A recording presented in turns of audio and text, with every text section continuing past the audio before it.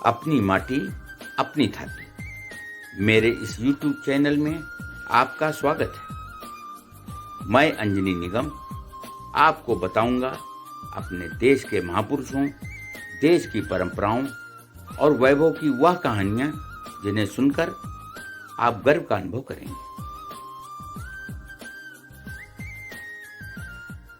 हमें अपना रास्ता स्वयं बनाना होगा और स्वयं राजनीतिक शक्ति से शोषितों की समस्या का निराकरण नहीं हो सकता।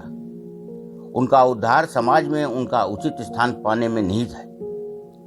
उनका अपना रहने का बुरा तरीका बदलना होगा। उनको शिक्षित होना चाहिए।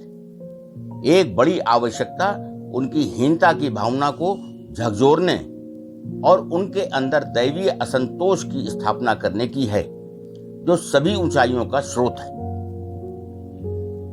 यह दृष्टिकोण देश के प्रमुख विधिवेत्ता, अर्थशास्त्री, प्रोफेसर, राजनीतिक शिक्षाविद, लेखक, पत्रकार, संपादक, समाजशास्त्री, मानव विज्ञानी, धर्मशास्त्री, इतिहासविद एवं महान समाज सुधारक डॉक्टर भीमराव रामजी आम्बेडकर ने 8 अगस्त 1930 को लंदन में हुए गोलमेज सम्मेलन के दौरान रखा था।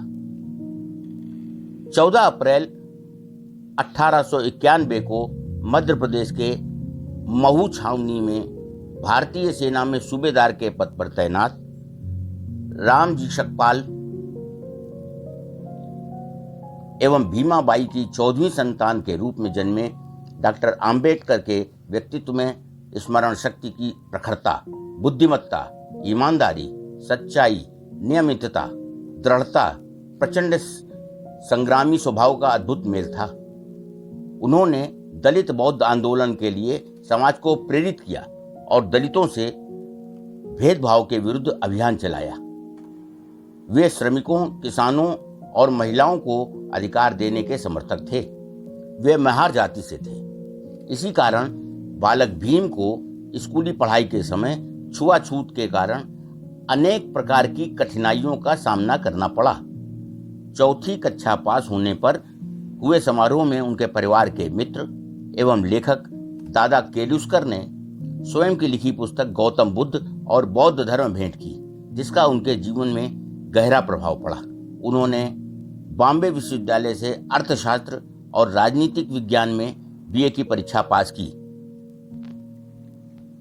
22 वर्ष की उम्र होने पर 1913 में बड़ौदा के सयाजी राव गायकवाड़ तृतीय द्वारा एक योजना के तहत डॉक्टर आम्बेडकर को न्यूयॉर्क स्थित कोलंबिया विश्वविद्यालय में स्नातकोत्तर की डिग्री हासिल करने के लिए 3 साल के लिए भेजा गया। बड़ौदा राज्य उन्हें $11.5 प्रति माह की छात्रवृत्ति प्रदान करता था। 3 विषयों पर शोध करने के बाद उनका कार्य प्रकाशित हुआ तो 1927 में उन्हें अधिकृत रूप से पीएचडी प्रदान की गई। उन्होंने अमेरिका में एक नई दुनिया के दर्शन किए। डॉक्टर आम्बेडकर ने अमेरिका में एक सेमिनार में भारतीय जाति विभाजन पर अपना मशहूर शोध पत्र पढ़ा, जिसमें उनके व्यक्तित्व की सर्वत्र प्रशंसा हुई। भारत लौटने पर छुआछूत पर कड़ा प्रहार करते हुए बाबा साहब ने कहा, छुआछूत गुलामी से भी बदतर है। उन्होंने कहा, समाज को श्रेणी विहीन और वर्ण विहीन करना होगा, क्योंकि श्रेणी ने इंसान को दरिद्र और वर्ण ने इंसान को दलित बना दिया। जिनके पास कुछ भी नहीं वे दरिद्र माने गए और जो लोग कुछ भी नहीं हैं वे दलित समझे जाते थे। 25 सितंबर 1927 को उन्होंने हजारों अनुयायियों के नेतृत्व में मनुस्मृति की प्रतियों को जलाया। महात्मा गांधी के साथ पूना पैक्ट के माध्यम से दलितों के लिए 148 निर्वाचक सीटें आरक्षित करवा दी। हालांकि उन्होंने इस पैक्ट के लिए गांधी जी की आलोचना भी की। 1942 में डॉक्टर आम्बेडकर ने all India scheduled caste federation की स्थापना की ताकि दलितों के अधिकार के लिए अभियान चला सकें। उन्होंने भारत की आज़ादी की लड़ाई में सक्रिय रूप से भाग लिया और 1940 में उन्होंने एक पुस्तक में मुस्लिम लीग की मुसलमानों के लिए अलग देश पाकिस्तान की मांग की आलोचना की। गांधी व कांग्रेस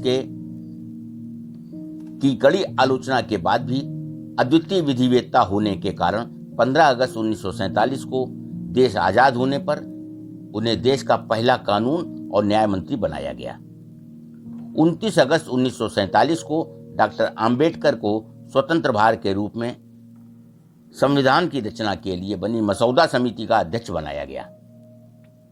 कई देशों के संविधान का अध्ययन करने के बाद संविधान सभा ने उनके द्वारा रचित संविधान को 26 नवंबर 1949 को अपनाया।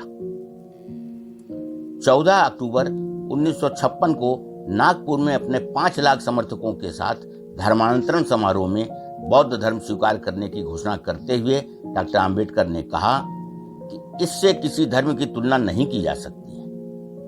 यदि एक आधुनिक व्यक्ति के जो विज्ञान को मानता है उसका धर्म यदि कोई होना चाहिए तो वह धर्म केवल बौद्ध ही हो सकता है। सभी धर्मों के घनिष्ठ अध्ययन के 25 वर्षों बाद यह दृढ़ विश्वास मेरे बीच बढ़ गया है।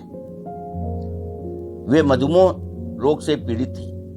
6 दिसंबर 1956 को उनकी मृत्यु दिल्ली में उनके घर पर ही हो गई।